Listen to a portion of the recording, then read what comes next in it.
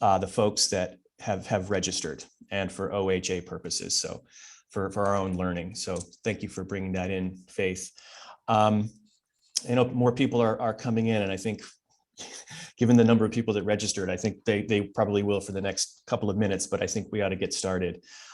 First of all, I just wanted to greet all of you, and as I said in the chat, really grateful today to get to spend this time with you. My name is Cliff Mayotte. I'm the Education Program Director for an organization called Voice of Witness. I know many of you are familiar with what we do, but our oral history work is based on amplifying the voices of people who are fighting against, who are impacted by and fighting against injustice. And I'll say more in a minute, but Nishani, would you like to say hello? Hi, I'm Nishani Frazier. I'm an associate professor in the Department of History and American Studies. I've done oral history work since Black Mosaic, working with Anacostia Museum, some 25 plus, and we won't add in the plus, years ago. I continue, of course, to do work in oral history up into a project I'm currently working with at the University of Kansas, Stories for All, looking at oral histories in the heartland. Faith, would you like to formally introduce yourself? Sure. Hi, my name is Faith Bagley. I'm the Program Associate for the Oral History Association. So I'm just providing support today. If anyone has any problems, just let me know in the chat. Okay. Thank you, Nishani. Thank you, Faith. As some of you probably are aware, for the past almost 2 years now, OHA gathered a task force around creating some guidelines and recommendations for practicing oral history through a social justice lens. And Nishani and I were the co-chairs of that task force. And over the past 18 months or so, with other members of the task force, there were 7 or 8 others of us. We met several times and brainstormed and really addressed many questions around what is social justice and how does it relate to oral history, and what are some of the principles and practices and ethics that are connected to this work when you're working with impacted communities and marginalized communities, and what that means, and how to create some tools and strategies and recommendations for moving forward in that work.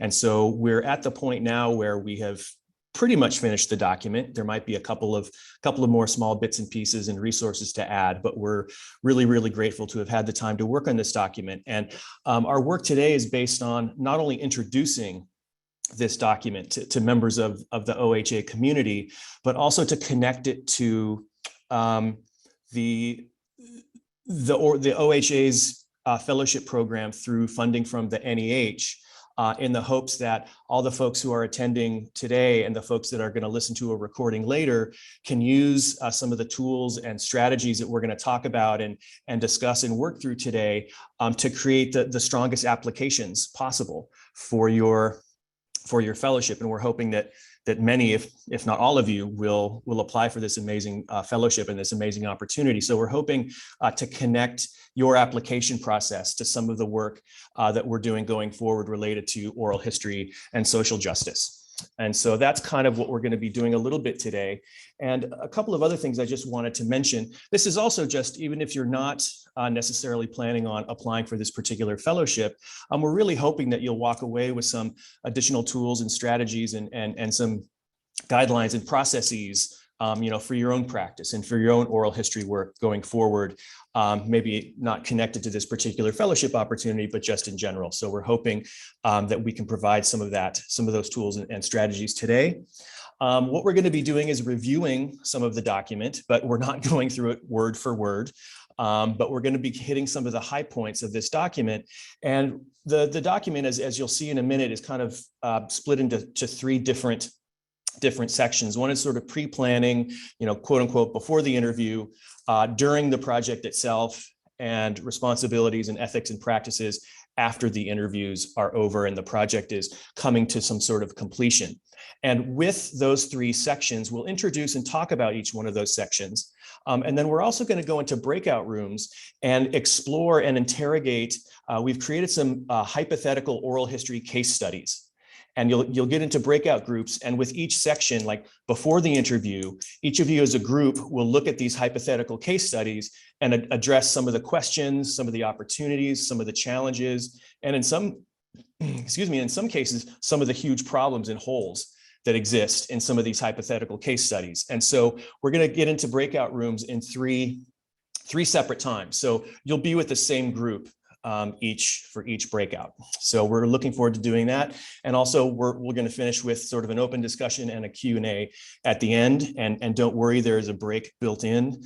I know all of us are experiencing Zoom fatigue.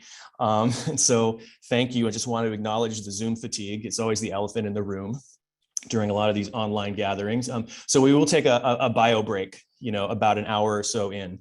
So just wanted to kind of put that out there too. So that's kind of just the rough agenda and the rough approach to our work together today. But I wanted to, Nishani was going to do kind of an overview of the process that we went through and talk about the steps in the process for creating the Oral History Social Justice Task Force recommendations and guidelines. So I wanted to throw it back to Nishani. Okay, so in 2019, the Oral History Association Council tasked a social justice task force to develop a document of practice that would serve vulnerable communities. The focus was on utilizing ethical and procedural standards to bolster up the guidelines that were already in place by the Oral History Association. What you're going to see before you is this report, which will also include a glossary, templates, and a reference section for those who want to expand upon their knowledge and gain additional assistance in terms of thinking about how to do social justice oral history. The document came together, and you'll see in the intro, we talk about it as a mosaic of a collective experience. The document came together from gathering a series of oral historians from across the United States. These oral historians were both across race, sex, gender, region, and we attempted to make it as wide as possible, generationally, independent oral historians, along with those who are tied to an institution. We wanted to create a process that reflected the spirit of what we were trying to do in the Social Justice Task Force. In that process, we gathered together the committee who proffered together some ideas about how they thought about social justice oral history. These ideas actually came from the actual experiences of these oral historians and working within these vulnerable communities. But we also took it one step further. Beyond asking these individual oral historians, we also asked them to reach out to their individual constituents, stakeholders, and narrators. And we asked them for feedback on this document. That feedback was given to the oral historians, and then that, of course, added to the document that you see before you to give it a more full-bodied representation of how does one go about the process of being sensitive to the narrator, especially narrators from a vulnerable community. We collected that document into this report. This final version is certainly not what we came up with. That too was a process. With the completion of the report, there was some editing and some commentary from the oral historians and from their constituents. The document then went out to the Oral History membership, Oral History Association membership, and they too provided commentary. So this document has undergone multiple versions and edits, right, in order to get at a more collective way of thinking about how one engages in social justice oral history. You'll notice that there is a focus in 4 areas. One, how to think about project development. And I hope you all will consider this in the context of your own proposals. For example, one of the aspects of the proposal is that ask applicants to consider or discuss their methodology and to talk about how it is inclusive and how it is equitable. And so thinking about how does your whole project reflect these ideas so that you're not responding to that question with just a short paragraph or one line as if it's separate from the whole construction of your project, right? So you want to think about this as a part and parcel of your whole project development. We also wanted to reframe permission process, right? Rethinking your relationship to your narrators and the degree to which they continue to participate in the decision-making about what happens to their oral history, not just in terms of it being stored in a particular or archived in a particular location, but how it's utilized, how is it presented, how is it distributed. Other areas included questions around ownership, expanding our notion that copyright should belong to the interviewer or the institution. And then finally, thinking more assertively about protective and access measures. And we're going to emphasize protective measures, particularly in cases where you're dealing with communities that may, for whatever reason or another, have to interact or will be impacted by the state, by the government. You'll see in the document that we use, for example, the circumstances of Black Lives Matter as one organization that is constantly under surveillance. So thinking about oral history projects that have a vulnerable community, what are you doing to put those protective measures in place? So these are the 4 major areas that you'll see in one way or another, or themes that you'll see one way or another throughout this project, throughout this document that's designed to think more deeply about what does it mean to be equitable and inclusive. And I think I'll stop right there because I know we have a limited time.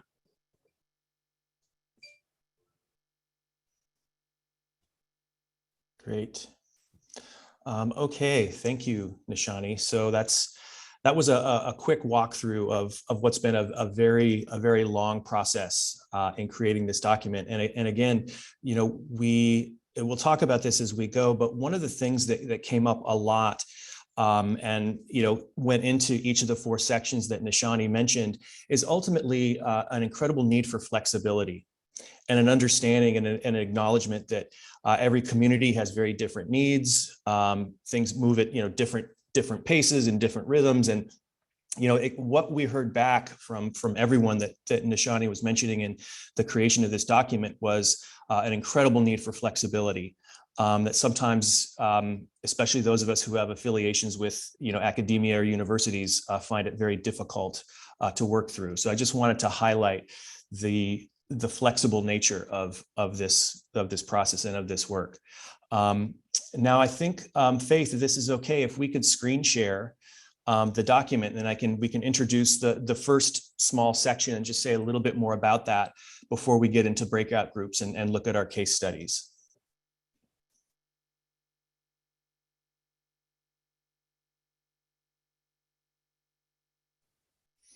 Okay, so if you could, Faith, if you could scroll down to, let's see, that's kind of the intro. This part right here is, I think we'll start with. This is kind of the pre-project planning, the first section, and really it's an opportunity for us. And one of the questions that we asked of all the folks that participated in the creation of this document was, are we the best people for this project? Are we the ones that should be doing this project? And in some cases, should we be doing this project at all? And looking at a number of factors, looking at our own positionality, looking at various standings within a community, whether it's institutional based or it's an individual oral historian's project, what we have found and what we hope people can avoid in their project planning is addressing, issues of power and privilege and representation long before the first interview takes place. Because one of the things that we discovered is like some of these things would come up in the middle of a project, once a project had already started. And by that point, it really, in some ways, it was too late to kind of implement a lot of these strategies and a lot of these guidelines and a lot of these practices. And in some cases, people were, there was harm. People were, on one end of the spectrum, impositions, and at the other end of the spectrum, people feeling really, really unsafe in participating in the process. And so as part of the pre-project planning, this section we called self-reflection and self-interrogation. And as I mentioned before, one of the central questions was, are we the best people for the project? Another thing that we discussed, and you'll be talking about this in your breakout groups, is there mutual benefit?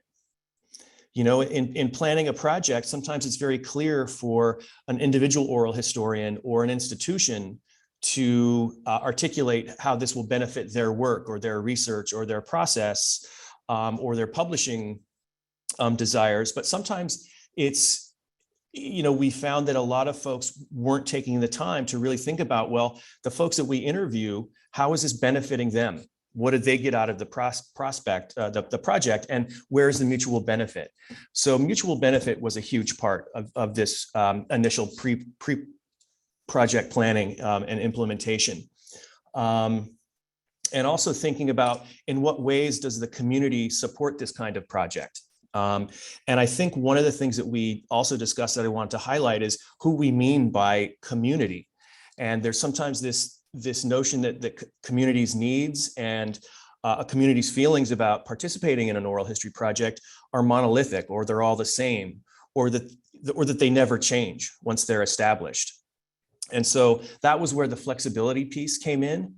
And a lot of the self-reflection and interrogation is really about extended listening and really seeing what community participant support really, really looks like. And so that was something that we wanted to address as well. The idea, as I said, of mutual benefit. So if we could just scroll down a little bit more, Faith. And a couple of other things, and a lot of these things are relatively self-evident, or at least you can see from the headings, what were some of the issues that we articulated and wanted to talk about. And one of the things that I think these three, pre-permission, outreach and relationship building, and pre-protection planning, really articulates the need for time. And one of the things that makes the oral history process difficult is that we're working through sometimes very tight timelines, whether it's a publishing schedule or it's an academic calendar or other things. There's there's for a grant and for funding, there's a timeline and there's a window when the project has to be completed by. And I think one of the things that we really are discovering is that those kinds of timelines in many ways are counter to ethically planning and creating an oral history project that is mutually beneficial and is working towards storytelling for vulnerable communities, by and for vulnerable communities. And so the pre-permission, it's receiving feedback on, what that consent process looks like, what folks need, what they require. And it's not like, here's the form we created and this is what it has to be. So really you're creating the consent with the participants in the project before you begin. And so that's a little bit about what that process is about. And the outreach and relationship building, as all of us know, as oral historians, oral history is all about relationships and developing and nurturing and maintaining relationships. And we, of course, know that takes time. And that is connected to the idea of the phrase moving at the speed of trust. And so, and the last section here that I just wanted to mention a little bit, and Nishani mentioned, is the protection planning.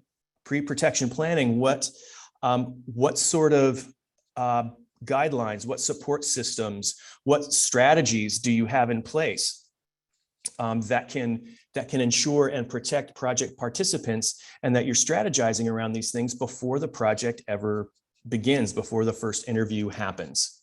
And so those are things to really, really consider. And there's a lot of different, possibilities, and each community has different needs around that protection. Whether it's, as Nishani mentioned, from the state or from other members, other participants, other members of a community that might feel threatened by, these stories and what might come out of the project. And the last thing we just wanted to mention here is just needs around translation and language. What language are the interviews going to take place in? Are they going to be translated? And who is going to do the translating? It was something that we felt the need to articulate here as well, because, there are a lot of, you can say, well, these interviews were conducted in Spanish and we're translating them into English, but there's so many different kinds of vernacular and so many cultural nuances and idioms in Spanish. And it's kind of, you want to make sure that whatever translation is authentic, very authentic to the region and the community that the stories are coming out of. And so those were some of the things that we talked about. And I know we're moving pretty quickly through this, but we did want to highlight, some of the specific ideas that are connected to, are we the right people to be doing this project? Should we be doing this project at all? And if we do decide that we are moving ahead with this project and we are the right people to do it, what are some of the strategies? What are some of the questions? What kinds of listening and what kind of time can we commit to the project planning and not have it feel rushed and create something where there might be some real ethical quagmires, going through the project and addressing them before the project actually begins. And so, Nishani, did you want to add anything to that? Yeah, because I'm going to add a couple of things. When you're looking at the application, one of the things that it asks you to do is to talk about how it is that you're qualified, right? So this is right in that section that Cliff talked about. Why are you the person to do this project, right? Have you even thought about this? And then have you crafted the relationship that makes it clear that the community is in line and in support of the work that you are doing? So talking about how you came to this project, how you received the support of the stakeholders, that are important ways to sort of think about how it is that you can be considered qualified. You are qualified to do this particular project. Yeah, and I did just want to highlight one of the comments in the chat about translation, and a couple of people's, highlighting an important point about translation and also bringing up ASL and thinking about language within a larger framework of access and many components, different components of access. So thank you for putting that into the chat. So what we'd like to do now is, with these kind of handful of pre-planning and pre-project and self-reflection and self-interrogation, and some of the things that we were mentioning, whether it's language and translation or outreach and community building, things around representation and pre-project consent and planning and protection, we would like to get all of you into breakout groups. And as we mentioned, there are 5 hypothetical oral history case studies for you as a group. And I think, Faith, we're going to be in groups of 8. Is that correct? Roughly, yes. Roughly groups of 8. And so you'll be in these groups for each of the sections that we're going to be doing. And the idea is, and I know all of you are going to want to discuss each part, in the very first section, do the before and the pre-project and during, and then what do we do after, like in this first section. But we'd like to ask you to hold off, and just as you're reading through your case study and discussing it as a group, just focusing on this first section around pre-planning and around self-reflection and project interrogation and the things that we've been talking about for the last 15 minutes or so. And we'd like to ask for one person in each group to take some notes and kind of hold the space for what your group talks about. And then when we come back, we'll have about 15 minutes for one person from each group who is kind of the note taker, just to report back on some of the questions or some of the challenges or some of the things that came up for them in discussing this oral history case study in relation to the pre-project planning and the self-reflection and self-interrogation. So, and I think Faith is going to, she's going to put all of the case studies in the chat, and I think she's already assigned groups and which case study you're going to be focusing on for the next little while? Yes, so if you'll just give me one moment, I'll finish assigning all the groups, and I'm going to put a document in the chat that has all of the case studies listed, and your room will have which one you're assigned to. So just give me a couple of minutes and I will get you all situated. Great.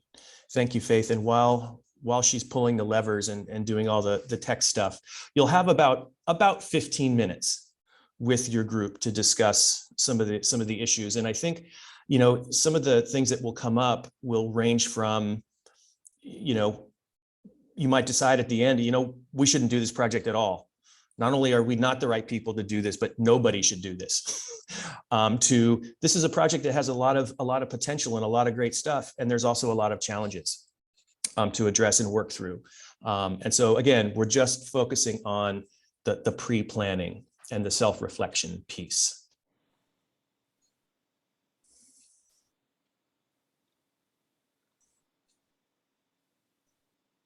And we'll also give you like a 2-minute time to wrap up, just so we don't yank you back from your breakout rooms without notice. In the meantime, if you've designated a leader to talk on your behalf, but you want to make a comment or add to the conversation, feel free to put comments in the chat. You can have just as lively a conversation verbally as in chat. So we hope you'll take advantage of that as well. Yeah, and you'll have the document to refer to. So as you're talking, if you want to look through, you can see there are a couple of questions that might help guide your conversation. But if you just focus on that first section that we were just looking through, I think that will provide more than enough stimulus for your conversation and thinking about your particular projects.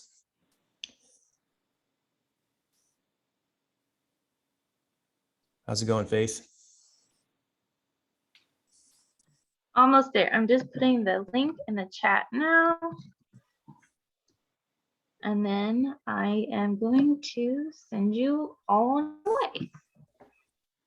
Okay, thank you. We'll see you in about 15 minutes.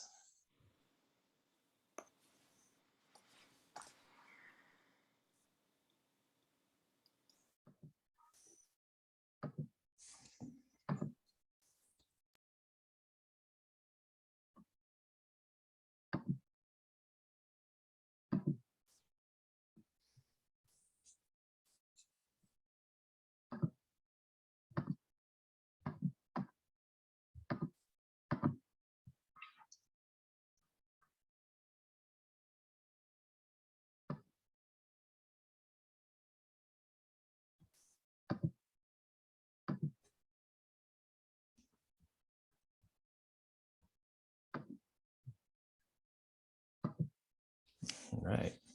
Where did Nishani go? I think I accidentally assigned her somewhere. I'm not sure which room she's in. Let me see. Well, she can come back. Yes.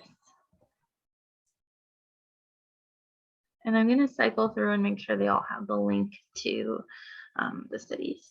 Great.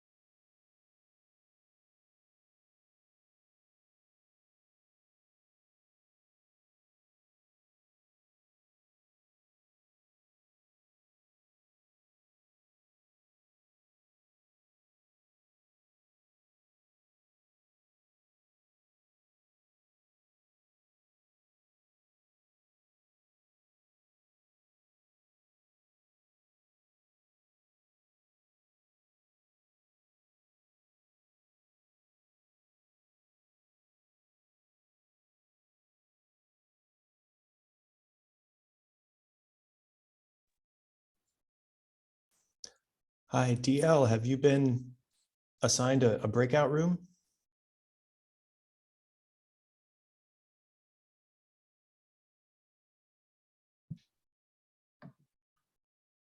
Okay, I think everyone's good to go.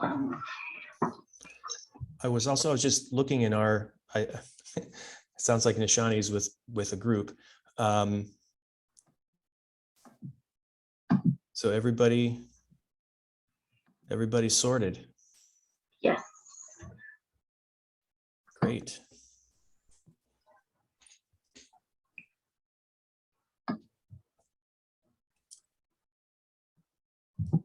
Did you want to join a group too? I guess I should have asked. Okay. I mean, I might at some point, but yeah, I'm always curious what people will say. It was kind of fun creating the case studies because, you know, they're all kind of in one way or another fraught with peril.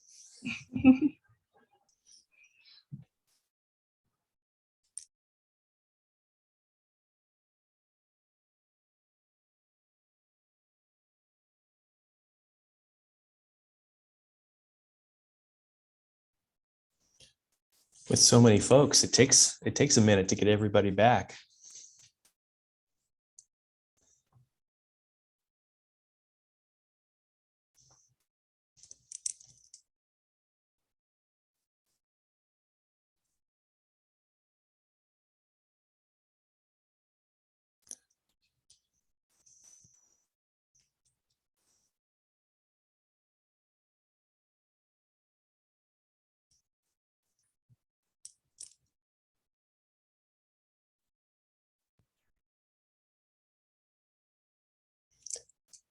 Yes, while Faith is bringing everybody back, there's been a couple of shout outs to Faith for wrangling so many breakout rooms. Thank you, Faith.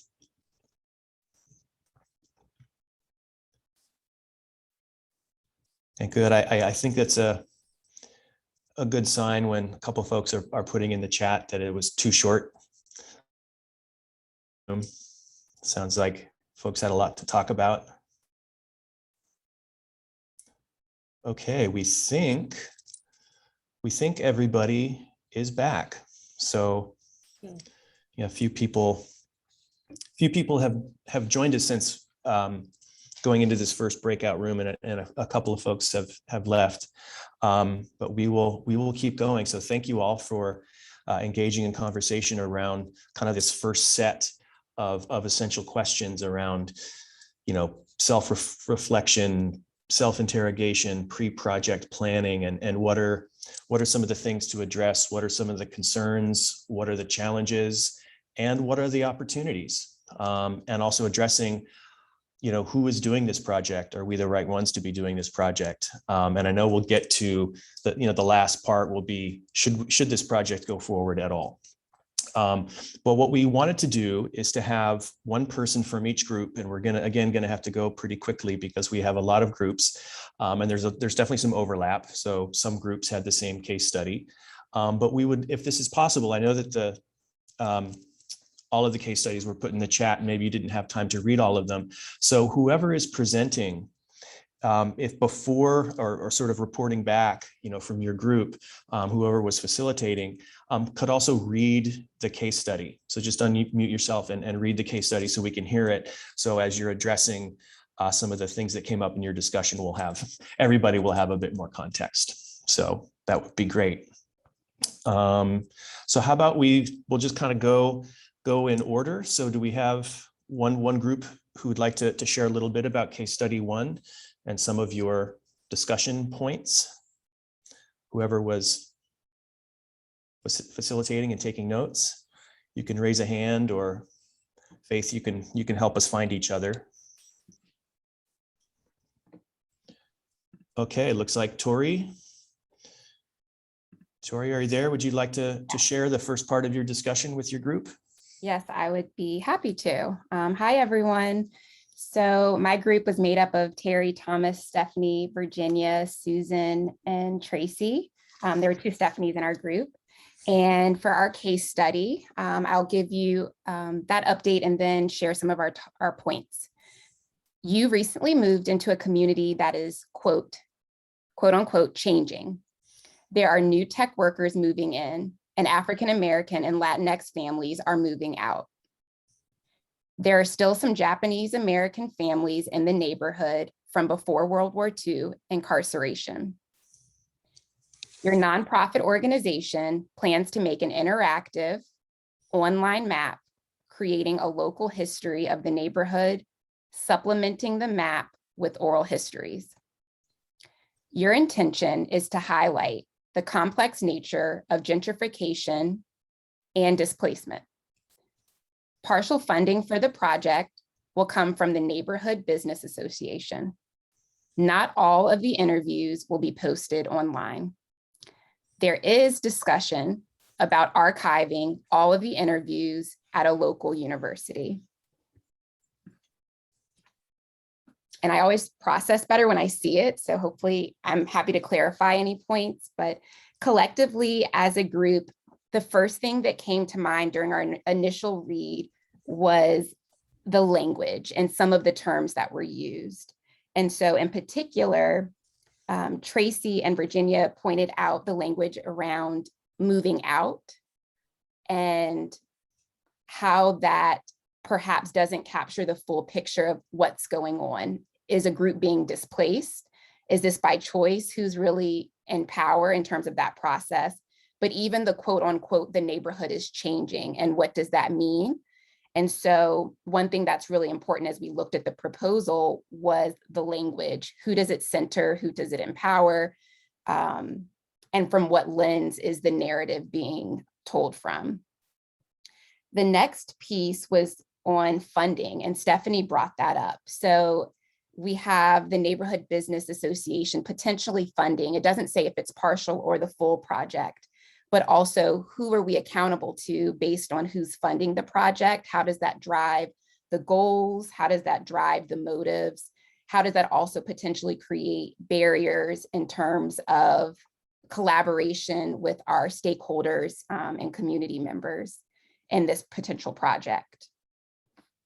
We also discussed where the materials will be held. So that was twofold. So Virginia raised an important point, and Susan, about the fact that all of the items would not be published. So the potential that all of the data would not be used. And so when we're communicating that with our participants, are we ethically being good stewards of their time and their resources? And if we're not using all of the material, why? And is that communicated clearly? Sorry, house phone, working from home. I'll let that pause. But the next piece was also access. So there was discussion about there being university access, and that's where the records would be held. And so in our discussion about where the records would be held, we also discussed that there is potential opportunity where that may be a benefit because there could be a strong infrastructure there.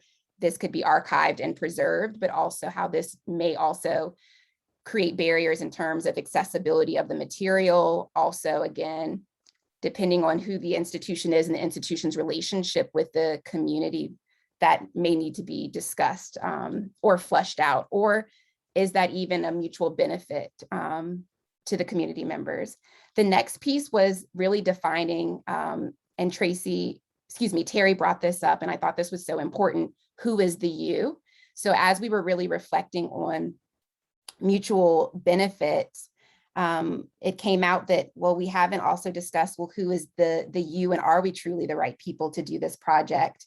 And as we're mentioning who's being quote unquote moved out, there was never an acknowledgement of who the original people were of this neighborhood and of this land. And so from a social justice lens there's an opportunity to unpack that. And are there other groups or community members that we failed to mention as we look at this project? Also social class. We recognized that we saw that race was a large component in the proposal, but no mention of social class and the potential implications of the you that may be doing this project. And I'll just close with saying, in terms of opportunities, we recognized that there is potential for this project, but Thomas really highlighted that we'd love to see more of planning in terms of not even enrollment, involvement of the community and our stakeholders before we even talk about the goals of this project. So we see the intentions been made, but we haven't discussed the plans for the exhibition, how this will be fully carried out. If this has even been identified as a true need from our community, who does this benefit? Will this benefit the tech company? And so those were the loopholes and gaps that we felt were not fully captured in this proposal, and we would really like to see more of in terms of building understanding and the mutual benefit. And I think this goes back to the pre-permission phase and also pre-protection planning. And I think a greater question would be, how do you build that into a proposal in advance so that everyone knows that and it's not just assumed? And Stephanie was my co-pilot, Stephanie Lampkin. And so please add, everyone collectively shared, and I'm so appreciative of their thoughts and concerns because it opened my eyes up. Did I leave anything out, Stephanie? I think you did an excellent job. Thank you, Tori. And great, I see people in the chat also adding information. So I really appreciate everyone tag teaming. Yeah. Thank you so much, Tori, for reporting back from what sounds like and what feels like a very rich discussion you had in a really short amount of time, and bringing up a lot of things that were connected and connectable to some of the questions that were in the pre-planning and in the document, and also opened up, unearthed, many other things that weren't. So thank you, and thank you for everybody who put additional comments in the chat. Let's move along to a group 2. Is there a facilitator and report backer from a group 2 that would like to raise your hand and share some of the details of your discussion? You can raise your hand or unmute. Yes. Yeah. This is, hello, everyone. I'm on my screen, it's Asada Shavaje, but I'm Shonda Westbrook. I was just explaining to the group, that's my creative stage name when I do my poetry and things like that. So it was on the screen, but I am Shonda, and we were group 2, and you want me to, I'm going to read the case study really quick. Yes, please. Thank you. Many of your undergraduate theater students have grandparents and other family members who were directly impacted by the American War in Vietnam. U.S. Army veterans, Vietnamese immigrants and refugees, anti-war activists, etc. Students are supplementing a unit on the 1960s with an oral history project on the war. The project will culminate in a live student-created theatrical performance based on the oral history interviews. The performance will be live streamed as well, with 100% of the proceeds going to a Vietnamese youth development center and a nonprofit that helps supplement VA services. A recording of the performance will be shared on Vimeo, and a script of the performance will be made available to other school and community groups as a free download. Okay, so our group, Carol, Cameron, Billy, Austin, and Barb, if I remember everyone, I couldn't see everyone on the monitor, but we decided, the first initial response when Billy read it out loud for us. Thank you, Billy. And then we all came to the conclusion that there would be this sensitivity concerning those involved as far as I know that Carol mentioned PTSD, and then we had to consider the mental health issue that may be sensitive to how it's distributed or given out to the public. Those who were participating, I believe Barb was mentioning about permission and how, there would have to be very, clear definition of who wants to participate, just getting that permission from the people involved in this type of theatrical performance, which would be live streamed. So we were more concerned about the protective, identity of the people. And then Austin also mentioned about the harmful narratives that could come out, because there are two sides of a war. So we discussed, the perspectives and the lens that it would be told from, and would there be people hurt behind just the narrative itself, the topic that, people would be listening to. And then also, let's see, what else did we were also discussing just the misrepresentation. Our pros, we did go back and forth with pros and cons, mentioning that these are the grandchildren of those people involved in this performance. So would that excuse, any concerns about the sensitivity and the permission that we would have to gather to, make everyone feel okay with this performance in oral history, display. Is anyone else in the group that, am I missing anything else? I was just taking the notes, so I'm just, we were just considering the how is this going to be presented, who's involved, which undergraduate students, are they qualified? And then the proceeds, which are benefits, are going to, the youth. So that is, we consider that is a good benefit for those involved. And then just those are things that those are basically the things that we were considered. And us as a group decided that we would not be qualified to do this type of oral history project because of all the things that would need to be done to ensure that, it wouldn't come across as negative or harmful for any side of the war, because, war is a two-sided, just two-sided atrocity, really.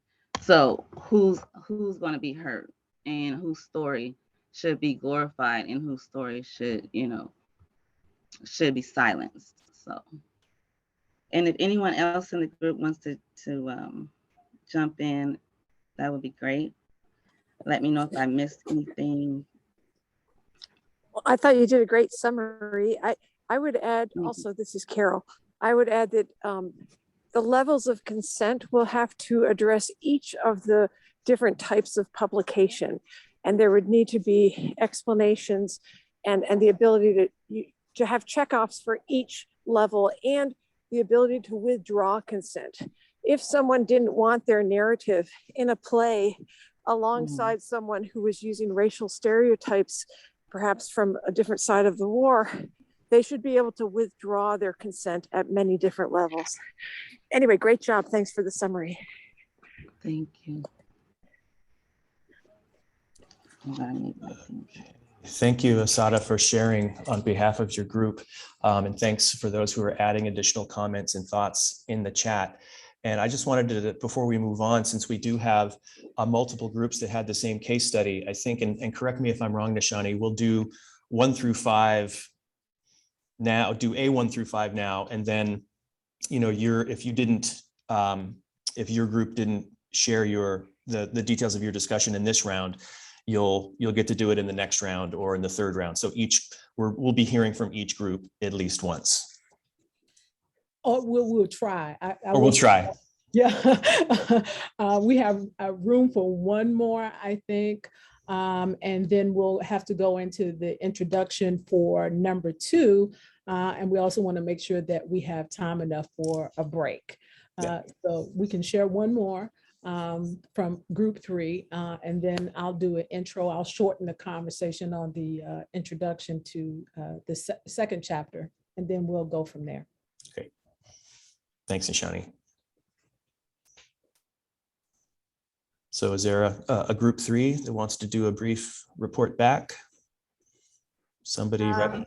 I was volunteered to be the reporter for group 3.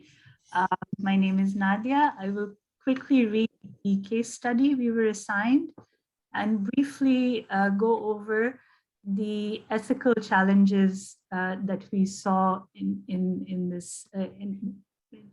the case study we were presented with, and then other members of the group might want to add their thoughts as well. So the case study we were given is as follows.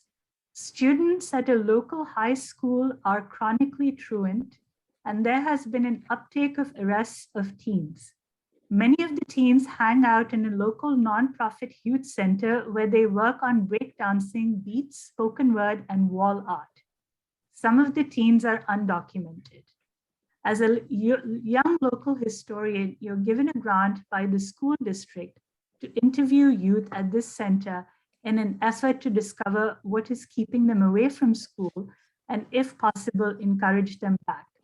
The editor of the local independent paper has promised to publish some of the interviews. All of the interviews will be archived with the school district with an online portal for public access. So one of the first questions discussed in the group was the positionality of the person who would be conducting the oral historian. And one of the concerns that was raised was, I mean, we don't have a lot of information about, we're told that this person is a young local historian. It doesn't mean that they are the same age as the people that they're trying to work with.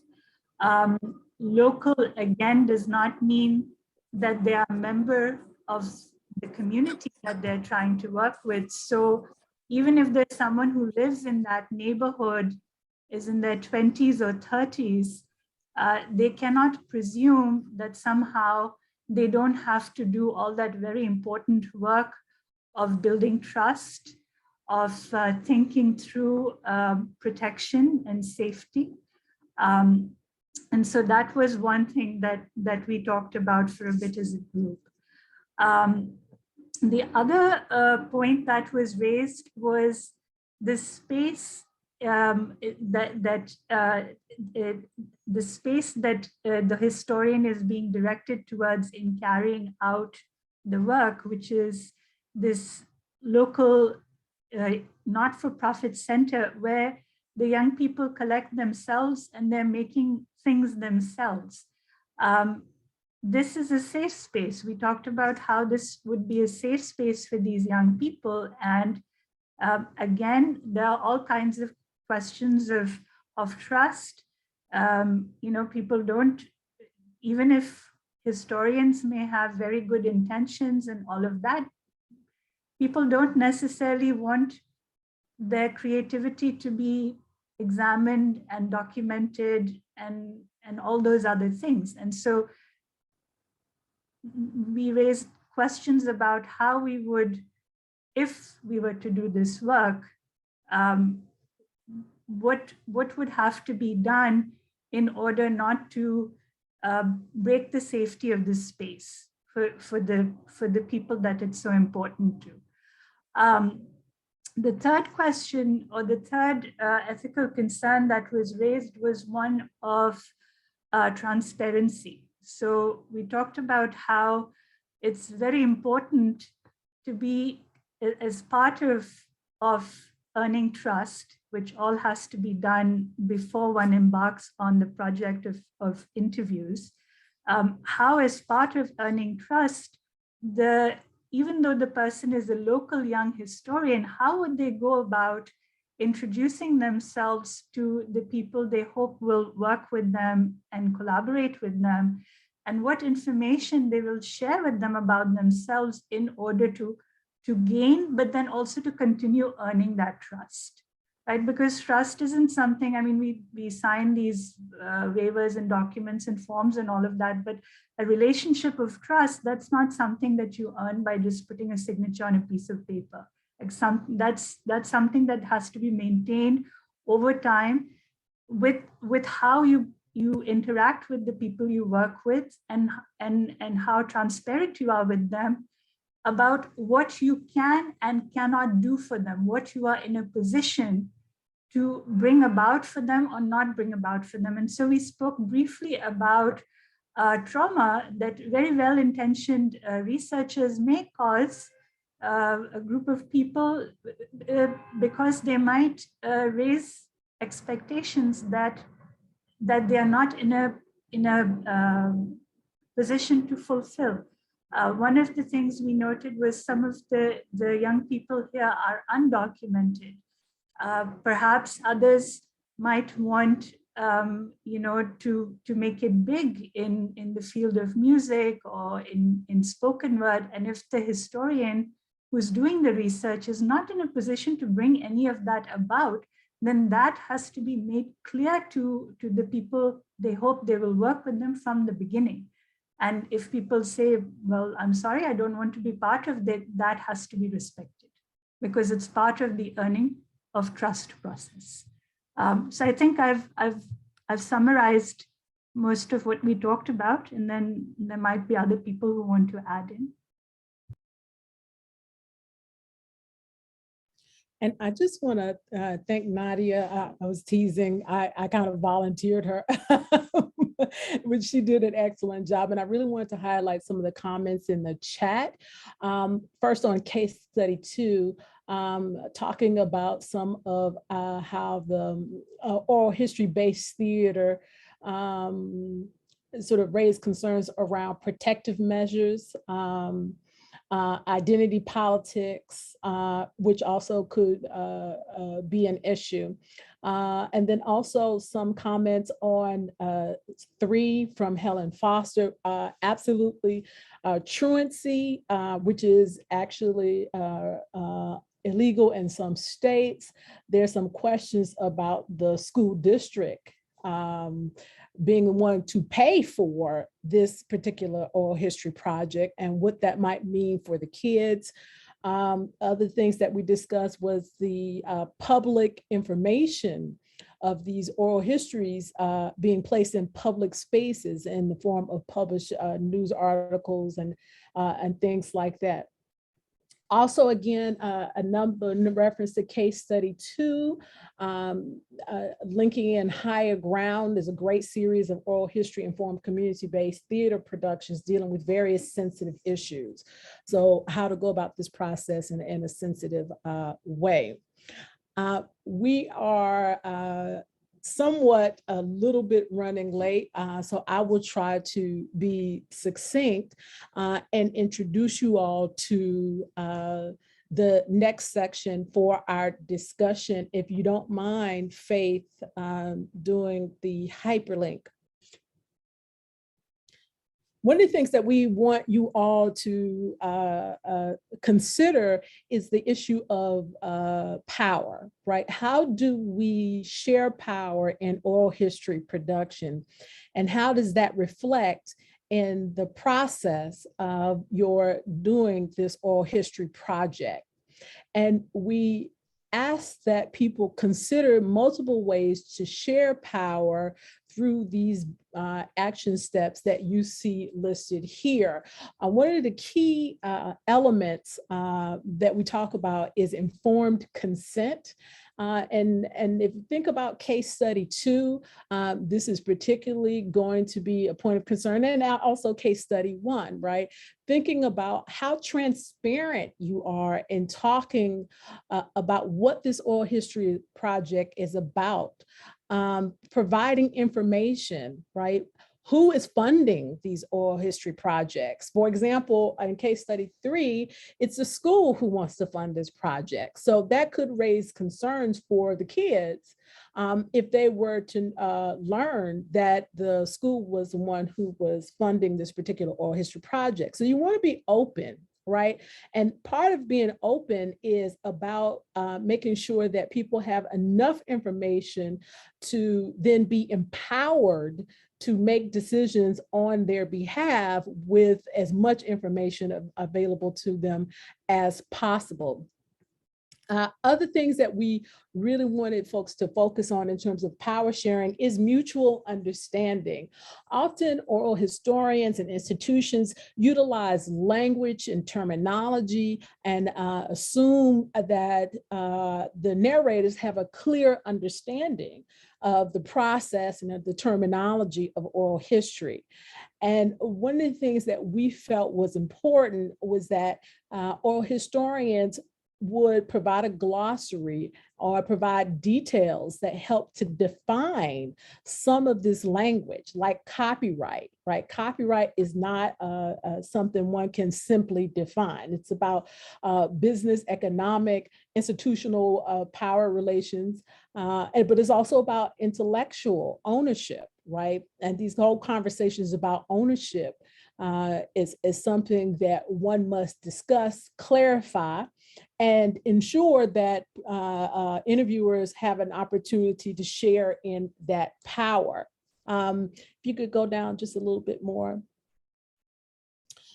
In thinking about sharing power, we talked about privacy and access. And I really wanted to discuss this with privacy and access. Thank you. To go back up. It's important to take practical steps to guard or protect narrators. In the case of the third one, case study, you'll note that some of the youth were undocumented students. And this is a clear indication that there are some steps that one might have to take with regard to protecting the kids and their background information. Some of this could in fact place them in a position where they may be targeted by the state, targeted by other parties by virtue of the fact of their undocumented status. Again, this is why we want to make sure that the participants share in the conversation about access, right? That includes elements of preservation as well. Who gets to access this information and when do they get to access this information? Shared power also means that we sort of reconstruct notions of oral history interviews as gifts, right? And instead think about a higher degree of shared power through the form of what we call a rolling consent. That means a process by which narrators over a period of time are get to say or have a say in discussions about oral histories and how those oral histories might be used. So for example, for an institution that might choose to take a collection from 10 years ago and make it available on a digital website, rolling consent would allow or would require both the institution or the entity and guardian of those materials to get in contact with the narrators again to ensure that they're okay with these oral history interviews being placed in a public forum like a digital website. And so part of the notion of a rolling consent is a continued relationship, not a relationship where you extract the information and you hold it, right? As if this is a gift that is yours only, but that is a process in which there's a constant give and take and a conversation. When we think about participatory power, what we mean is that they participate in constructing the consent form and the preservation form, that they get to share in copyright, which I know for some institutions gets to be problematic, but this is key to allowing them to think about how they want to use their own history. Co-determined interview usage, co-created access levels centered on the narrator family and associates. What we mean by that when we say co-created access levels, there's some institutions, once you are gifted the interviews, you have to actually pay. There's a paywall, right, that might inhibit your access to either yourself or to your family members' oral history interviews. So even thinking about how someone gets to have access over a period of time, decades even, that's something that can be considered. And finally, we wanted to make sure that translations were a part of this process. There have been a couple of cases where permission forms were obtained using the language of the institution and the interviewer, but not the narrator. Again, that created confusion over definitions, confusion over expectations. So where possible, it's important to translate key documents and make it accessible to the community that you are working with. And that could be in terms of a different language, or if we're talking about ASL. So at this point, we are going to take a break. I think we have time to take a break. I tried to go as fast as I can. Initially, we had hoped to take a break around 4:50 Eastern time, 1:50 if you're in the Pacific time. It's about 4:56. So we're going to, do you want to keep it like 5 minutes? Does that sound good? All right. So we're going to ask everyone to come back as soon as possible at 5 p.m. We won't scold you if you're a little bit late. And we will see you in 5 minutes. We'll break into our case study sections, and then we'll discuss section 2 using our particular case studies. So let's all take a break, and I see you all back in about 5 minutes. So a little bit over 5 o'clock. We can do is we're going back to our breakout groups. If in reporting back, we hear from one group 4 and one group 5, I think. So we can kind of keep things moving and not have it become a 4-hour workshop. But thank you for the messages for folks who are having to hop off the meeting to go to other things. Yeah. Any other? Oh, I'm sorry. No, Nishani, you were responding to the question in the chat. Yes, someone asking about, when I say section 2, I mean during the interview. So that's the second component that we discuss. You apply the themes and issues raised in that portion of the document. You'll apply that to your individual case study. All right. Want to make sure we're now down to 60 participants, so we're still going to keep it give or take around 80. Does that sound right? Or do you want to, Faith, do you want to reduce that amount?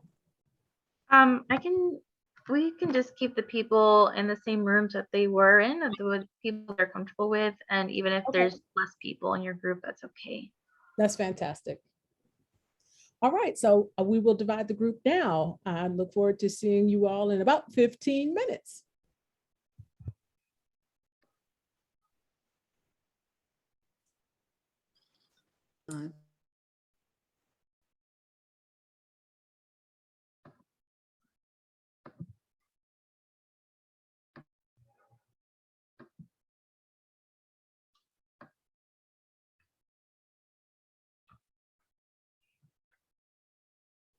We're going to actually go to group 4 because we did group 1, 2, and 3.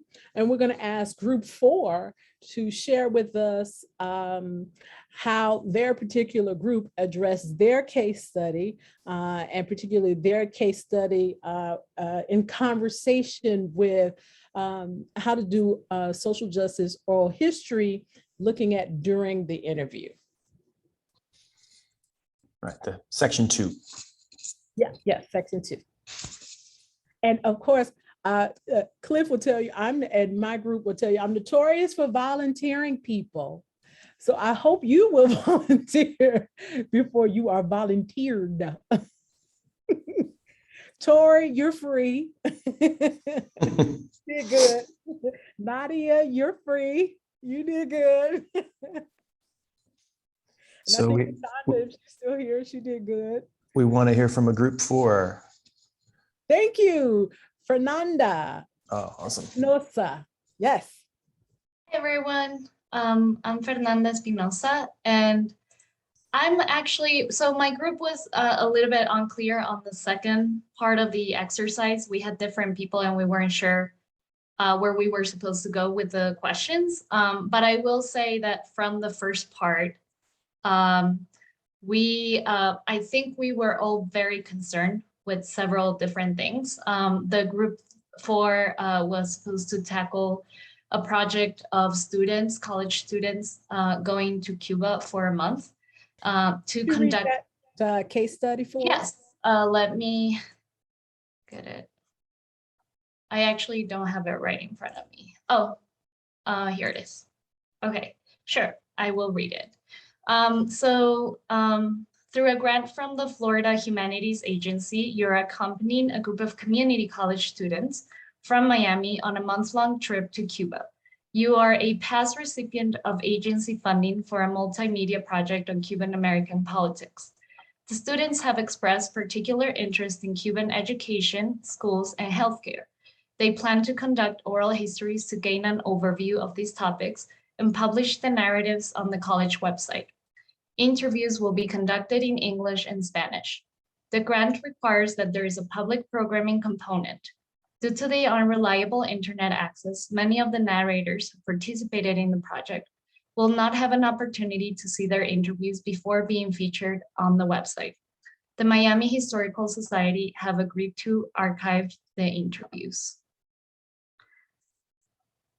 Okay, so let me know if this is not the right place to go over this part, which is more concerned about your first exercise. But it seemed that there was some agreement in my group that this proposal wasn't fit to go to the pre-interview part. So there were several concerns, starting with the length of time. So only a month to go to a different country and establish contacts with very big scopes, such as healthcare, education, and the third one, I don't remember. But definitely 3 different really big systems with no address on how the outreach was going to be conducted or how prepared the students were to actually go to Cuba to conduct the oral histories. So some of the other concerns that the group also, or challenges, I may say, that the group brought up was there were no plans or mention of how to engage the communities, the different communities that they were going to work with, and also what were going to be the acts of reciprocity or how it was going to benefit the different groups engaged in the project. And then a very big concern was the political aspect and the political vulnerability of the Cuban people being interviewed and then those stories being brought back to Florida, to the Historical Society in Miami. Not to mention the questions about language and how fit were the people in the group to actually conduct those interviews, not just oral history interviews, but in different languages. So when the second part of the exercise came, I think we were all struggling to decide if this was actually a project that would get to that point. One proposal was to look into ways to use that trip to create some kind of exchange. So maybe bring students from Cuba and learn about how they would conduct an oral history project and their practices, and to map the different challenges that would come up if the community college group were to travel to Cuba and try to conduct such a big project with a large scope. There were at least 5 other people in my group. So if anyone wants to say anything or add anything, Carol, Fred, Rose, Kelsey, and Francine were all in my group. Yeah, I wanted to add that the issue of consent was really problematic because it was said that at least some of the narrators wouldn't have access to the product that was going to be, to the interviews that were going to be posted publicly, and that presented all kinds of ethical questions. Questions about the vulnerability of the narrators, also about simple accuracy. If the interviews are not being vetted, the potential there is for there to be mistakes made. But how do you do rolling consent when people aren't even going to have, or at least some people aren't going to have access to what it is that's going to be made public? So that was a big concern. Thank you for pointing that out. That's certainly one of the things that we talk about in terms of privacy and access in that section. Thinking about how these might apply, and I'm sure it's actually rather difficult when you think that this is not a feasible project at all. Certainly that was the case for case study number 3, where the group was found the whole project idea deeply concerning. I was going to say abhorrent, but just say concerning, such that they, it was difficult for them to consider these other elements like what to do in terms of privacy and access. So I hope you all were still able to push through that. Group number 5. Okay, good evening or afternoon, depending on where you are. I'm on the East Coast in Atlanta, to be specific. And I was joined by Zadana Slay, as well as Shuko Tamayo. And we had question or case study number 5, and it reads like so. A hospital in your community is slated for demolition to make room for a new freeway. You have been hired by a local healthcare advocacy nonprofit to conduct interviews with hospital employees, patients, and neighbors. Their goal is to use the stories to help force local and state leaders to stop the demolition of the hospital. The nonprofit hosts several open house events on weekday afternoons to generate interest in the project. Participating narrators come from many different cultures and speak several different languages. Short audio excerpts from the oral histories will be featured in an advocacy campaign video. Some of the interviews will also be featured on the nonprofit's website. The nonprofit has also agreed to archive all of the interviews, but do not currently have the funding available for the required staff. So question number 2, what opportunities does it present for exploration of ethics and social justice in oral history? And we kind of looked at that question 2 ways. We looked at it in terms of, what ethics are being challenged by pursuing such a project, in addition to what kind of ethics and social justice issues that we can uncover by pursuing such a project.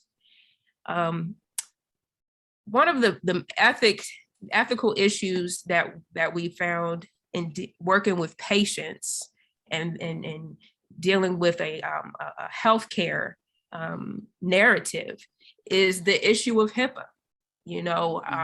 How much can their personal medical information be compromised by participating in something like this? One of the benefits an ethic or social justice movement that can come from a project like this. Zadana works in social work, and she mentioned that we could possibly uncover some narratives about how the community wasn't included in even determining if this hospital needs to be demolished, or if a freeway is more important to that community in this time than having a local hospital. So it is a benefit that the interviews would include not just employees or those associated with the hospital, but people in the communities, people that neighbor that hospital as well. And then let's see here. Open house. You know, it speaks of having narrators come from different cultures and, you know, different people that speak several languages. There's also mention that, you know, there's low staff. So if we were to have an open house, can we ensure that we'll have, you know, people to speak from, you know, the potential of having, you know, somebody that doesn't have English as their first language? Will we have the manpower to do that? And I'll stick with those few key points, and I'll pass it over to my counterparts to add on to that.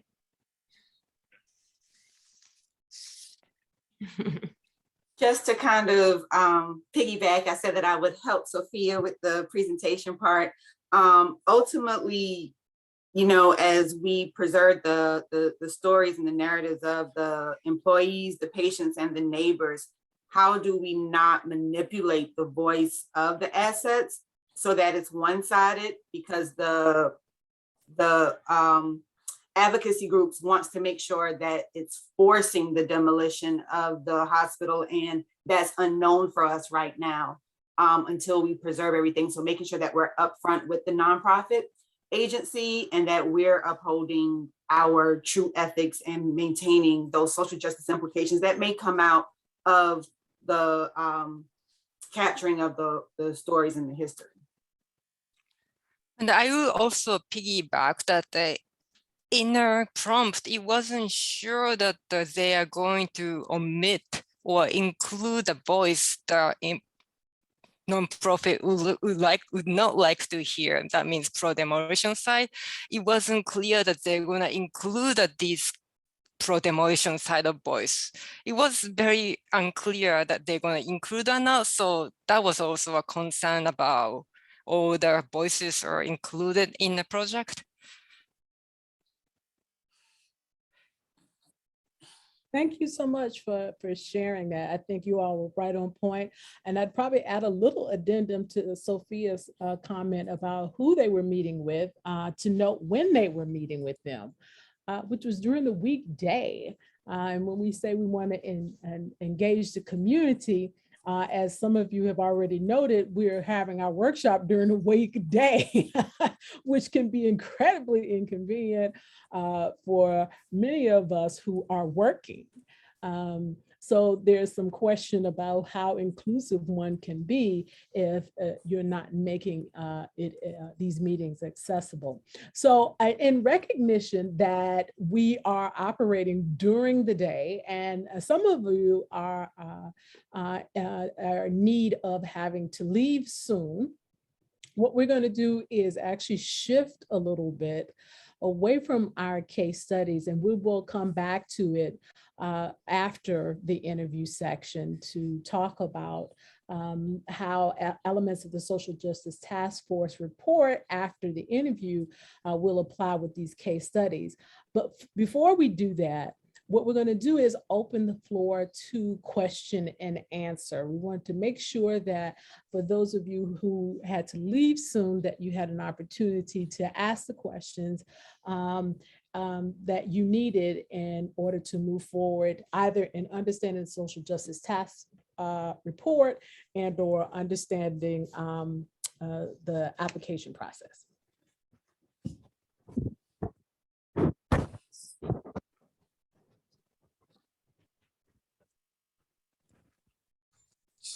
And I'll also point out, oh, I'm sorry, go ahead. No, I was just going to say folks can just unmute or type something into the chat, whatever you prefer. And I'll take this time to, again, sort of highlight in the context of this workshop, how does elements of the workshop apply for your application, right? How are you qualified? This is where you get to shine and say how you've created these community relations, how you have thought through this process and demonstrated acceptance from the community, support from the community to do this project, right? How did you come to this project? How do you come to get stakeholder support? Thinking about your work plan, right? Outlining areas that require flexibility. It may mean for some of you who are doing an oral history project that you may come back and forth again, right? That may be something that you wish to include in your proposal, the flexibility that allows for the community to guide the direction of the project.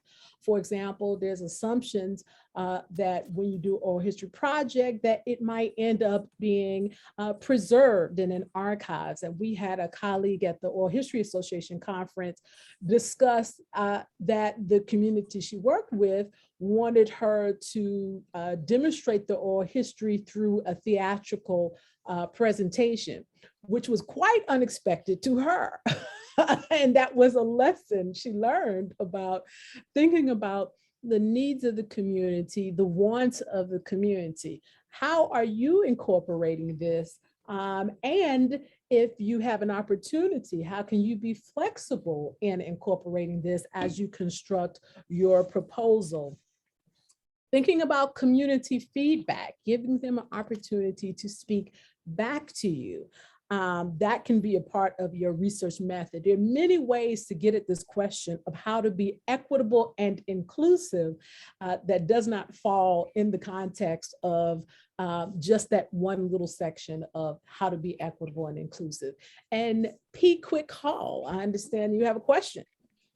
I do, and I just wondered if anybody has input on the ethics around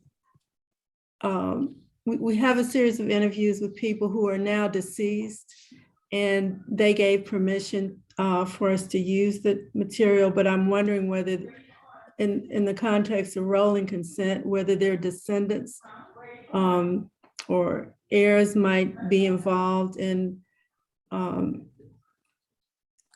continuing the consent process if we want to publish them or use the interviews in a public discussion of some of the issues that were raised. Thank you so much for that question. I think that's a great question. When it comes to these ethical situations for persons who have departed, normally you would hold yourself to the requirements of the individual person who you interviewed. But keep in mind that things do change over time. I think it's appropriate to contact the family members to minimally inform them of the project and the interviews and what is being done with the interviews. Again, flexibility here is really key. If you find that the community or the individual family members are very, very upset, then that would be something that you would sort of take to people who are participating in the project and maybe reconsider utilizing those interviews. But it is appropriate to contact the family members and get feedback from them where possible and where you can. Thank you. Looks like there's two more folks with raised hands. I see on my screen. Melissa? Hi. Yeah, I'm a cultural anthropologist and have done like 3 decades of interviews in oral history, but I'm increasingly wondering about work that I'm doing with social justice activist designers, sort of transnationally, and what it means to, increasingly think about myself as a white cisgendered person, and what does that mean in terms of an ally, and how do I think about, and I apologize, I had to go out for 2 hours, an hour, because I had to do an interview, but you may have discussed this already, but, sort of really thinking about the implications of my own positionality in relation to working with sort of people in multiple kinds of positions and different backgrounds and different, embedded in different structures of power and difference.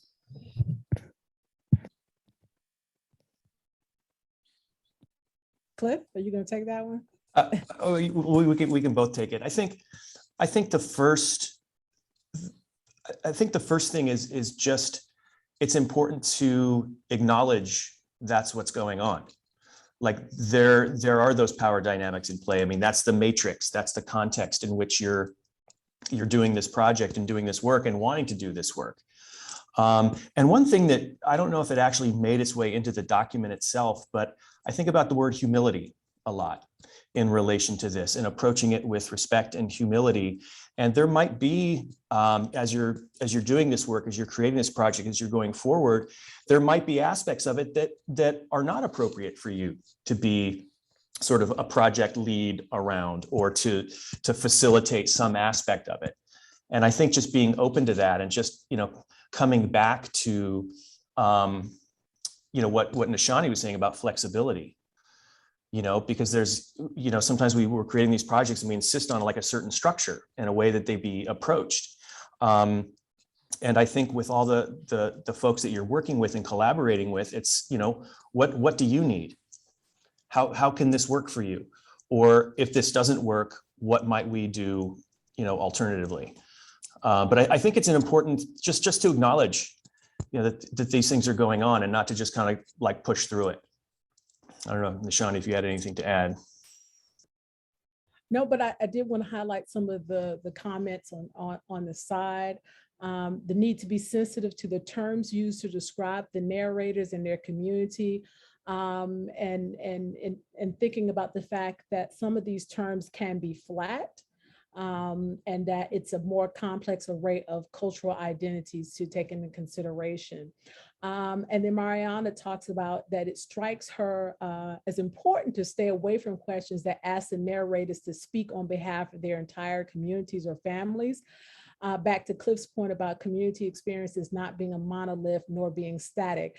Mariana, however, I would point out in ideas like testimonial, a number of narrators will talk in a way that reflects a collective sense or collective understanding. You see this a lot in activist communities, for example. It's also important to think about the fact that narrators will talk about in their interviews, talk about their communities, talk about the people in their lives, which makes this process even more complicated when we're thinking about protection, when we're thinking about access, and when we're thinking about public dissemination of information.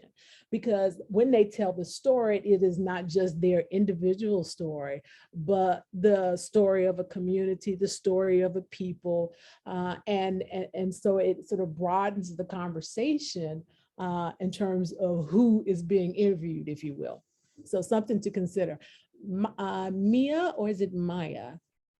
It's Maya. Thank you. Can you hear me?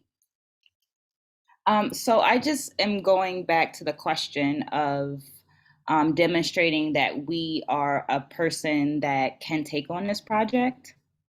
And I just had a couple of questions or wanted to ask, is this appropriate?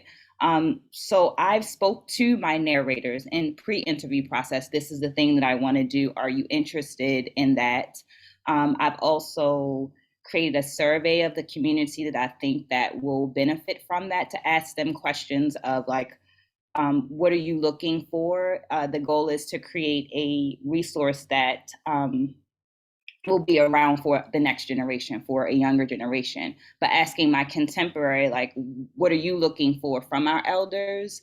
What do you have to offer to the present? And I created a survey for that. So are those examples of things that would suffice in that space of, is there a buy-in, or where do you fit positionality wise?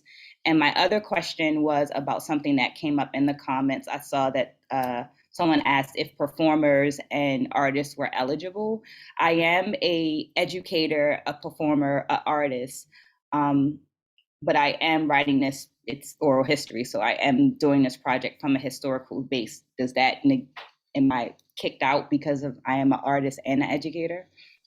So for questions specific to the grant, we have a Q&A section or a session that is going to take place, and they will address who are the applicants, who can apply, who cannot apply. Those kinds of details are for the next section, and we can't unfortunately speak to that because we won't be part of the decision-making committee.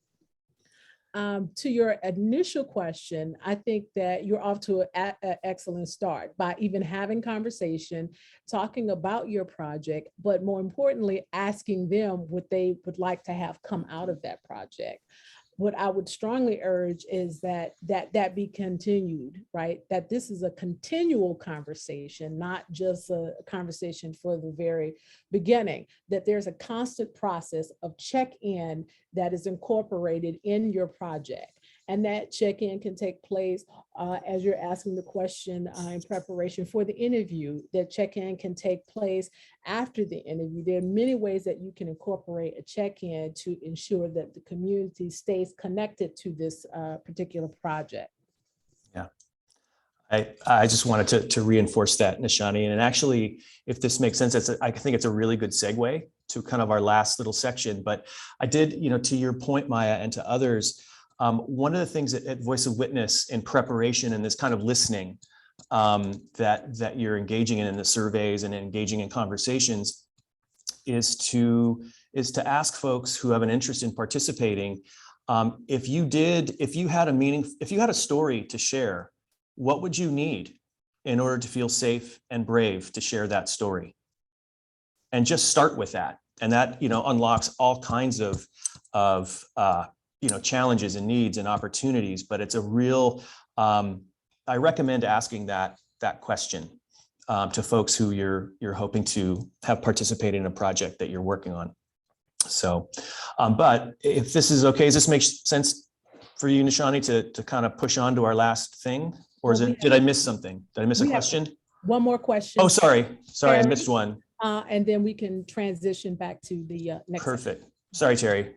Thank you. Yeah, I'll be quick. So I'm not an academic. I'm not a historian. I just have an undergraduate degree, so I don't have a lot of experience, so forgive me.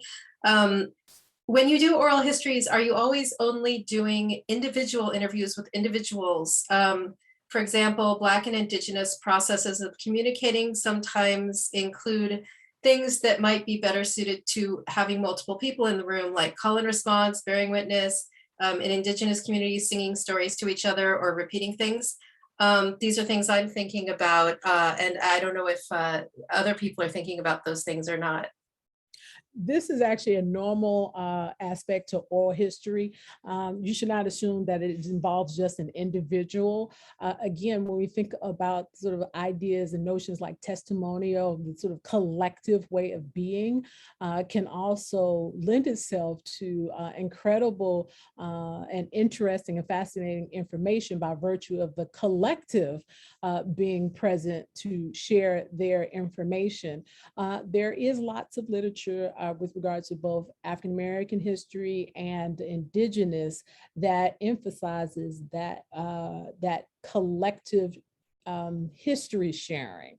If you look at Nepia's new work, and I'll take a quick gander and give you the title and put it into the chat, he talks about multiple shared spaces, right, where one can engage in oral history, from the kitchen to designated sacred spaces where stories are shared. This is going to depend on your individual community. And again, this is where the flexibility as it comes to the fore.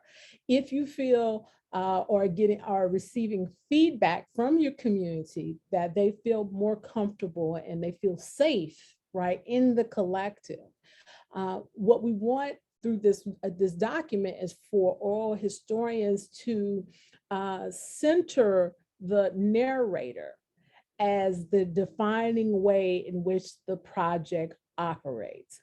The narrator helps to define the permission forms The narrator helps to define the project origin, project direction, project dissemination, right? Always you are walking hand in hand with the narrator, and they are power sharing in the decision making, so that some of this you don't have to worry about because they'll tell you what they want to do and what they don't want to do, right? Mhm. So keeping that open will help.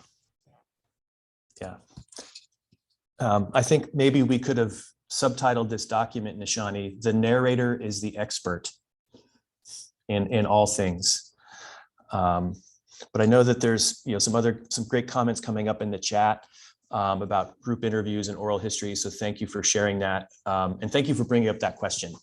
I think it's really great for all of us to take a moment to consider all the different options and different ways of story sharing. So we're kind of in the home stretch now. And so for all of you 48 that are still with us, you are amazing and just incredible. And so what we wanted to do is just to kind of bring our, there's the, Nishani put the title of the book in the chat. If you haven't read it, it's pretty amazing. So it's definitely on our reading list for the task force. It's really, really wonderful. So what we wanted to do was just kind of take this last chunk and apply them to your case studies one last time. And assuming that on some level or in some way, shape, or form, you've been able to reconcile some of the maybe what felt like insurmountable challenges, but through an incredible effort and time on your part, you found a way for the project to go forward in some fashion. Maybe it was totally transformed in this process. You start a project and you think it's going to be like this, and you start to engage in it, and before you start, it's totally transformed. And that's wonderful when that happens, because hopefully that transformation is positive for all concerned.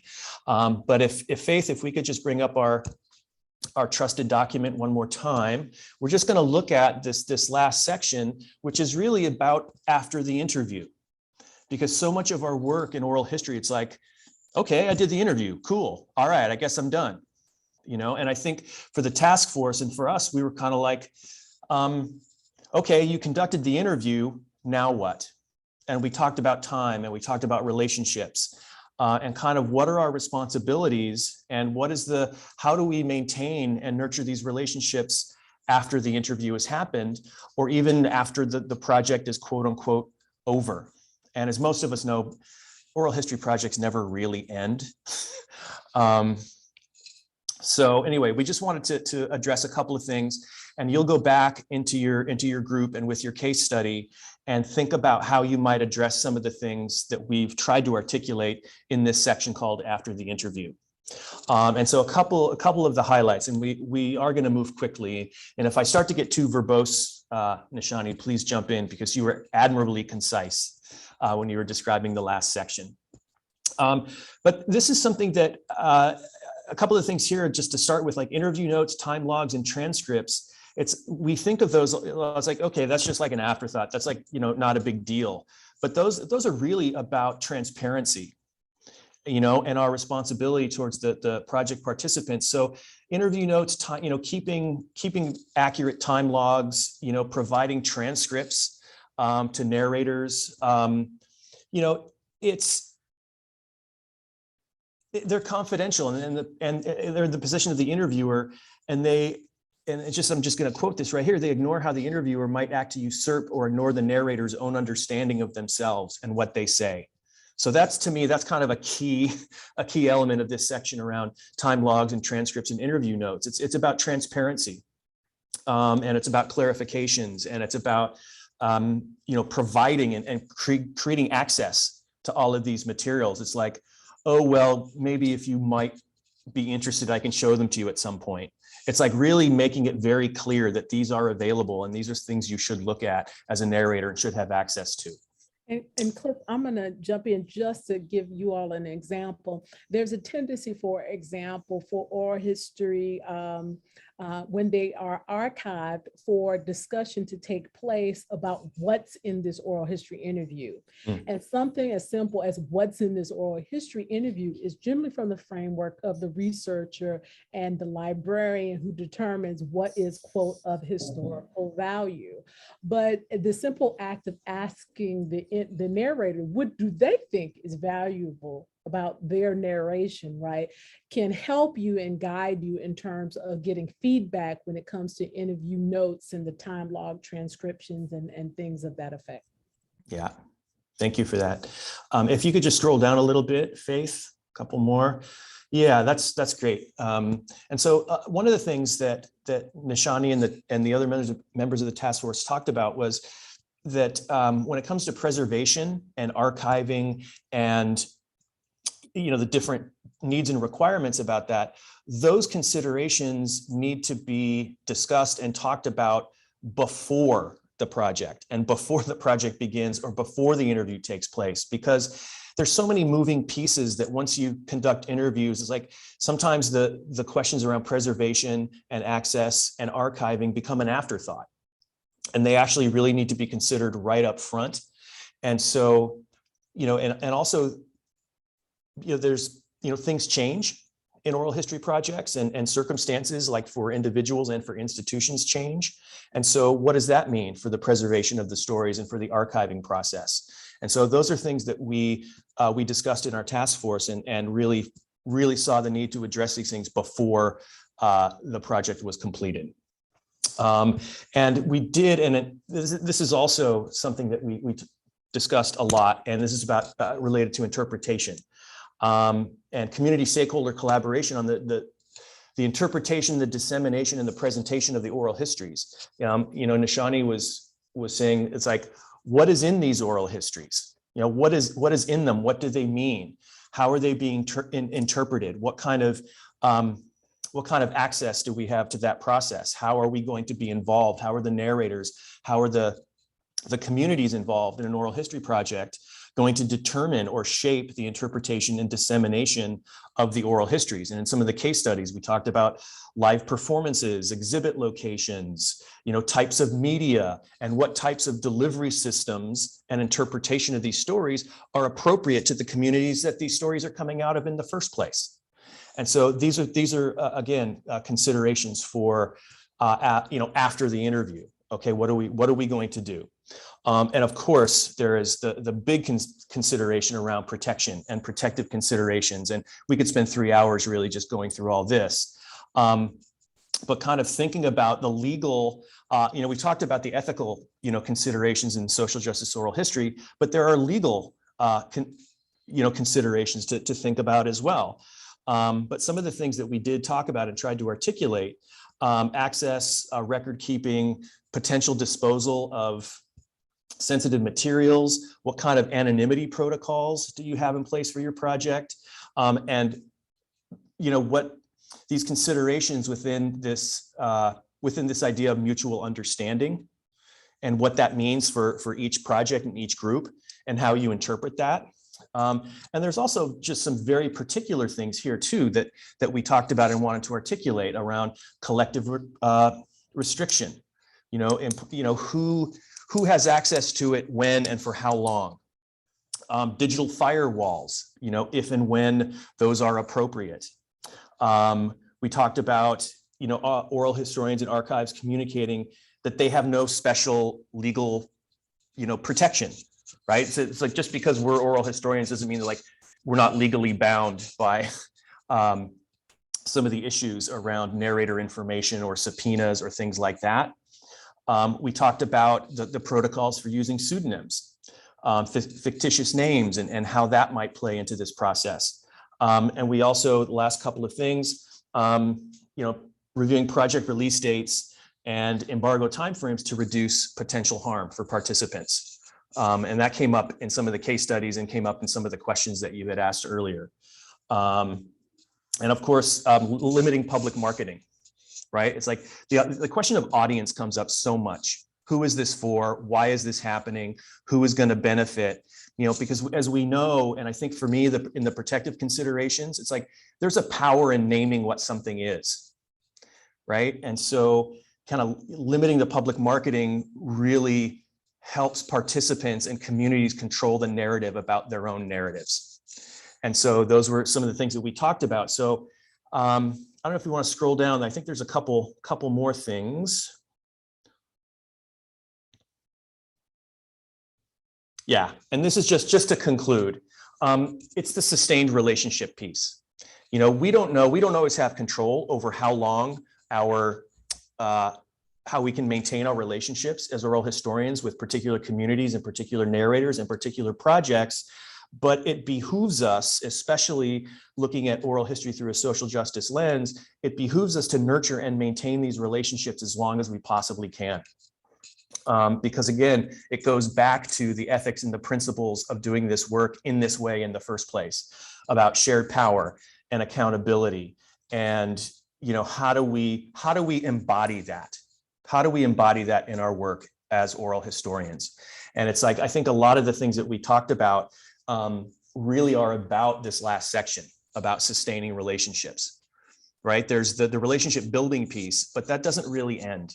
And so we really want to explore what our responsibilities, what our desires are, and what is the most human, ethical way to maintain our relationships with oral history participants. And so, you know, there's a lot that we could talk about. And Nishani, I don't know if you wanted to add anything, but we will want to jump back into our groups and kind of talk about some of these, you know, some of the larger points that I highlighted, but also some of the things that maybe you've experienced and have worked well for you. It's like, okay, the interviews are over, the project is quote unquote over.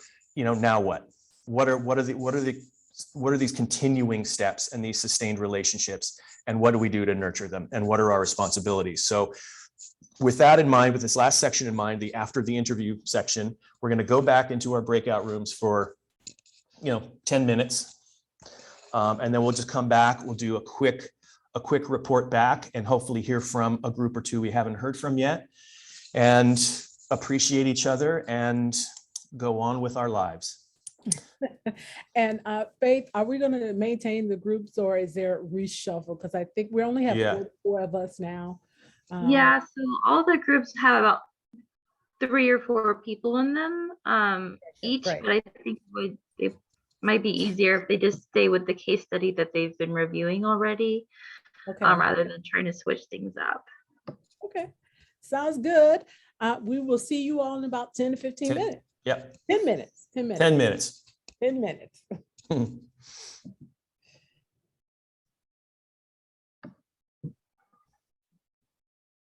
Out, if you don't mind, of the case study model and open the floor, right? I'd love to hear for people who haven't spoken before to talk about what they thought about the case study in regard to after the interview, or to think about their own projects and after the interview. I had a great conversation with both Martha and Maya where we talked about digital preservation and then questions around long-term care of digital preservation if it remains in the community, right? So let's just open the floor. We got 15 more minutes. Let's open the floor. Well, this is Helen Foster speaking for another Group 5 collection. And I will say that, just to go back to the case study, just to finish out, we had in breakout number 2 done 2 things. One, we talked about how this was really uncomfortable as an oral history project for a host of reasons. But if we could see our way clear to continue with the oral history project, which landed us in breakout number 3, so it was really kind of cool. What was important to us in this most recent breakout conversation was moving forward, doing the oral history project anyway. We felt it incumbent upon us to do a couple things. One, level set on the expectations with the hospital. We were in the hospital case study. Level set on the expectations with the nonprofit client, if you will, who had wanted to hire us to do the oral history project with the neighbors and patients and hospital employees. to help them understand that an oral history project done ethically and correctly would not necessarily yield oral histories available in time to avert demo, which even if it's 2 months away is not enough time, we felt. But there might be opportunities post-demo to use the oral histories in ways that would be mutually beneficial for all stakeholders. So if we redirected the expectations, that was number one. Number two, that we were clear with narrators about using the rolling permission schema or process. We're going to do these. We've got all our stuff up front. We're going to do these. We're not sure where we're going with the publication or the uses after interviews are conducted. However, we will do nothing without advance notice and your permission based on our rolling permission process. So you will always be informed of what direction we might be interested in taking post-interview. And being clear and transparent would go a long way toward building trust with potential narrators. So those are our two big takeaways from this discussion, and my teammates are more than welcome to join in.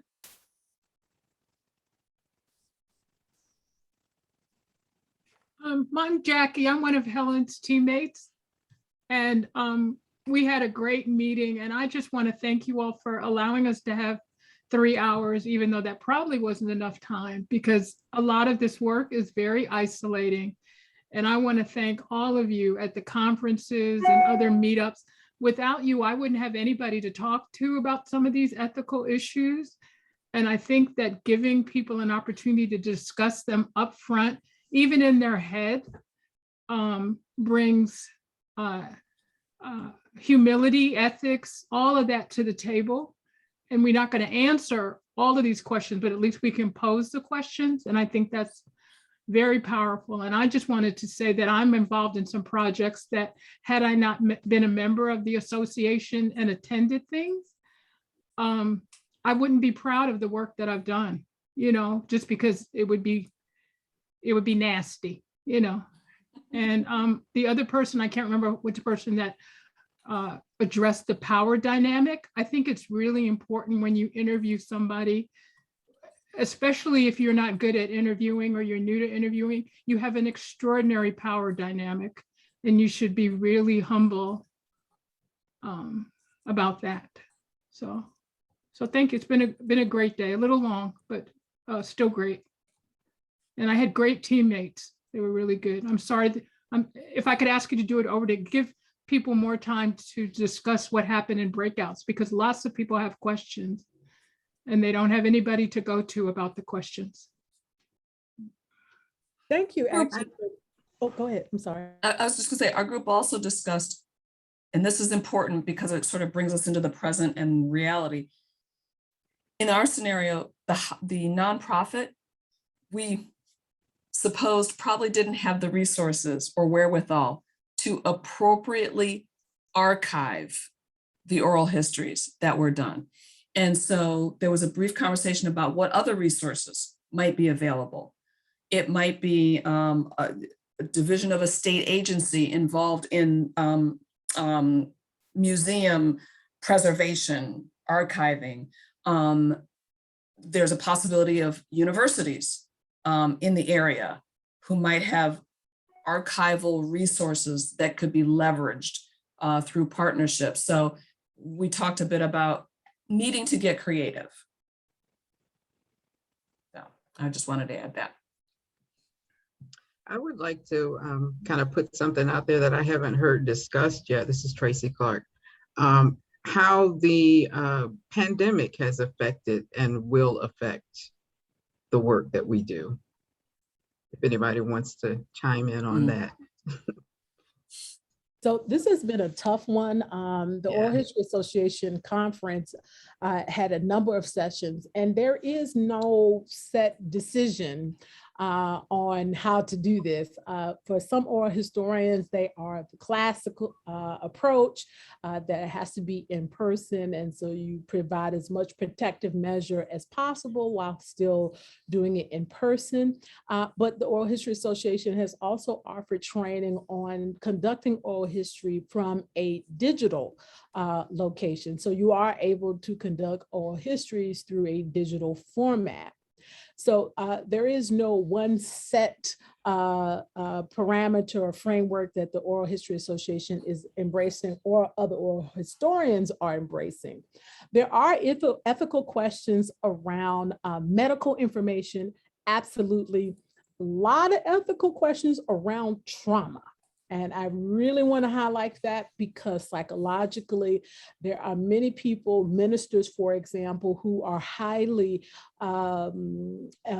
sensitive to the circumstances, having ministered to multiple families, even in one day, and who have had to deal with death in the family.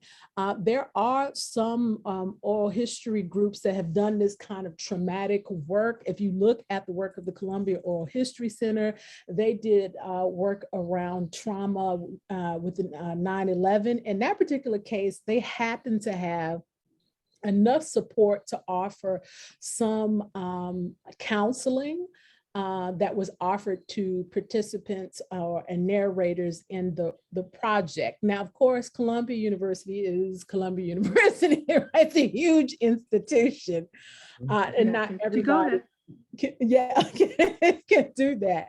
So these are things that, again, is why we want people to be flexible, but also narrator center. There are those who may be willing to talk, but being narrator center also means considering what happens when they do talk, how to help them address their trauma through, for example, providing sources. You can't be a counselor, but you may get information of counselors who are providing, for example, aid. So it's a very complicated question. I'm trying to address the different ways in which people have tried to sort of get at this whole question of COVID, either through oral history projects on COVID or how to do oral history interviews during COVID. That is a case-by-case scenario. Yeah, and I just wanted to, oh, sorry.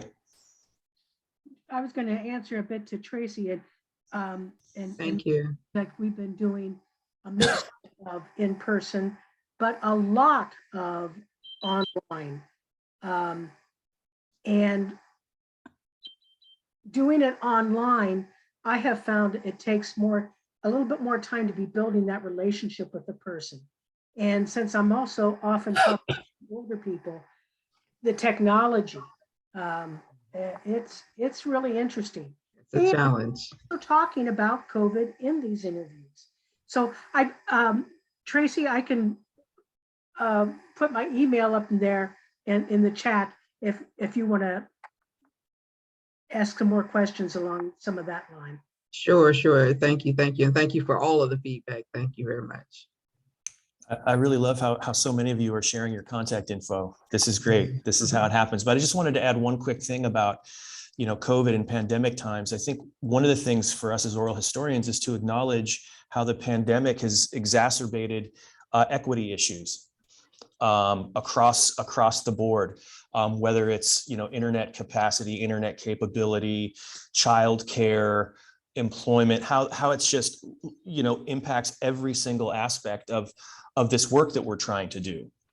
And it goes well beyond just, I think, Nishani, it's like, how do I do this? And why do I do this, at this point, given the pandemic? And so I just, I think part of planning a project in this time is thinking about the equity issues that literally are present when you're thinking about an oral history project during a pandemic. Or even outside of a pandemic. Yeah. I mean, as we think about it, right, that whole question of case 5 with the hospital, yes, day meetings, right? That is not conducive for people who are working class people. And so even then we have to take into consideration, right, the circumstances of the community who we are engaging. All right, well, it is 6:26, and my God, you are the troopers. You are the the kings and queens who were able to get through 3 hours. I hope that you found this session to be helpful for you, helping you to rethink your own projects, and then helping you to think about how to construct your proposal to reflect some of these dynamics of shared power, consideration about permission form, issues around ethics, protection. There are so many things that the report addresses that you can incorporate into your proposal that will give your proposal meaning. All right, and you really want to impart the meaning and the value of what you're doing through that lens. And I will end it at that. And then Cliff, last words. You said it all, Nishani. I just really grateful to have spent the time with all of you. And really, it's like, I feel like this is personal and professional development for me. So thank you all so much. And I really do hope, just to echo the one thing Nishani said about all of this work that we discussed today, and all the case study things and aspects of the document, how you can incorporate that into your proposals. I really hope that there's been some tangible takeaways for you around that, in addition to just kind of adding to your practice as an oral historian. So thank you so much. And Faith, thank you so much. That's what I was gonna say. And a quick reminder from Faith, December 8th is a question and answer workshop for the application. Please attend. That's where you get your specific questions answered. Yes, and you can register for that. You can find it on the website. It's just another registration link like you did today. Thank you all so much for joining today. All right. Thank you so much. It was so great to meet all of you. You're all Take fantastic. good care, everyone. Thank you so much. Good night. Thank you.